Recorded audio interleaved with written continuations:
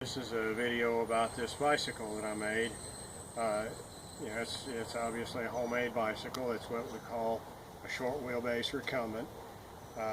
Recumbent because you're kind of reclined as you're pedaling, and short wheelbase because the front wheel is underneath your legs while you're riding it. A long wheelbase recumbent, the front wheel is out, the frame is longer, and the front wheel is out the front, and the handlebars are longer. Long wheelbase recumbents are nicer riding than a short wheelbase, but they are heavier and inherently a little bit slower. This bicycle was made from salvaged parts from other bicycles, and plus some other metal tubing that I salvaged from different things. The main frame tube is made from a leg from a swing set. I cut a hole through the center of the main frame tube and welded in this steering head from a salvaged bicycle. Of course, it's got front shocks, shock absorbers on that front suspension. The rear suspension is made from the rear suspension off of a salvaged bicycle. I had to fabricate this bracket to hold the shock, and I had to fabricate the bracket here to hold the pivot point for the suspension.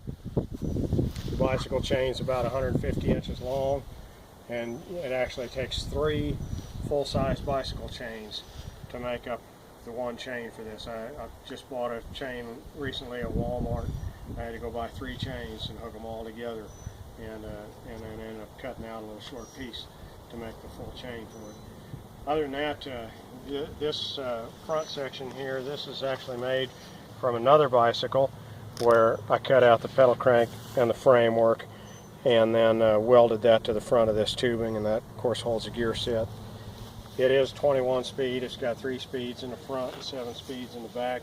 It's got the V-style caliper brakes, 20-inch tires.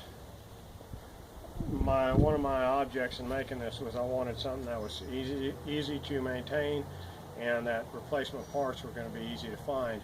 That I can get replacement parts for this thing from any bicycle, just salvage bicycle anywhere I find one. I did have to custom make the seat. All this tubing is made out of 3/4 inch electrical conduit welded together. The seat is made out of open weave mesh type of fabric. I tried a solid vinyl seat, but it just made you sweat so bad. It was just miserable to ride the thing. You just have sweat pouring out of the seat.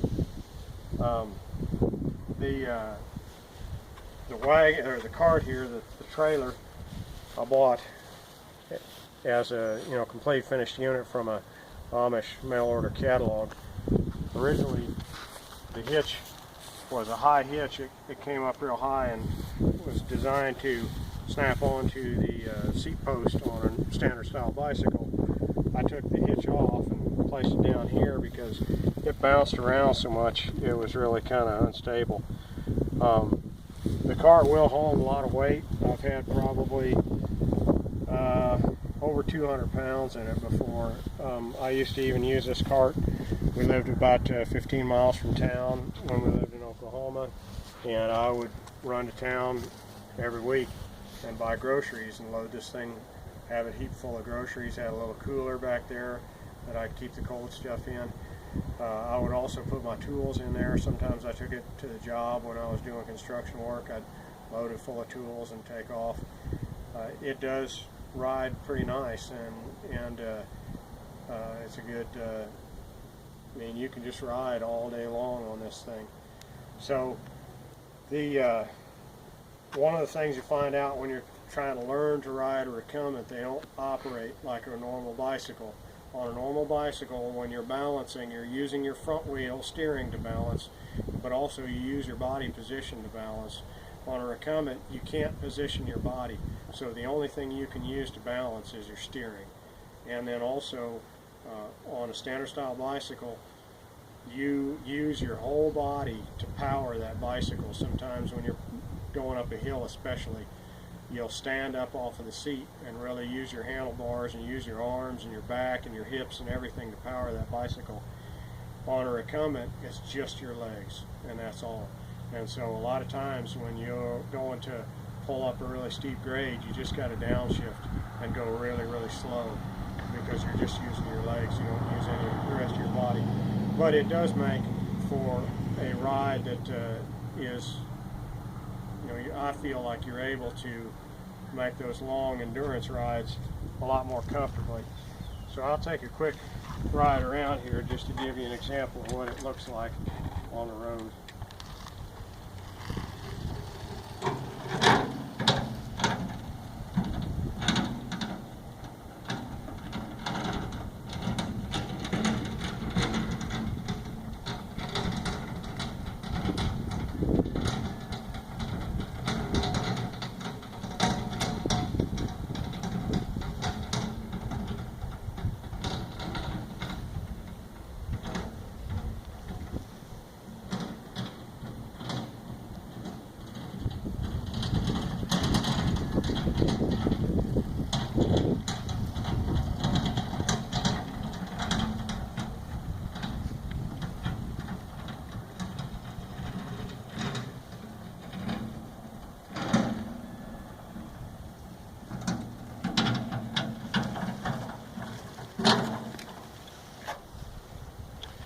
So obviously on a bike like this, you're not going to be doing any, off-road, mountain trail type of riding. It's really just made for riding on streets and bike paths and that kind of thing.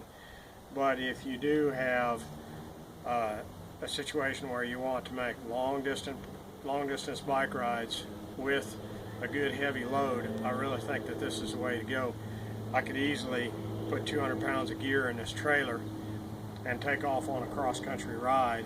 I wouldn't have any problem if I wanted to ride to California. It may take several weeks, but I think I'd be perfectly comfortable in doing it. I wouldn't have to worry about any kind of injuring myself or what have you. So that's it. That's my homemade bicycle.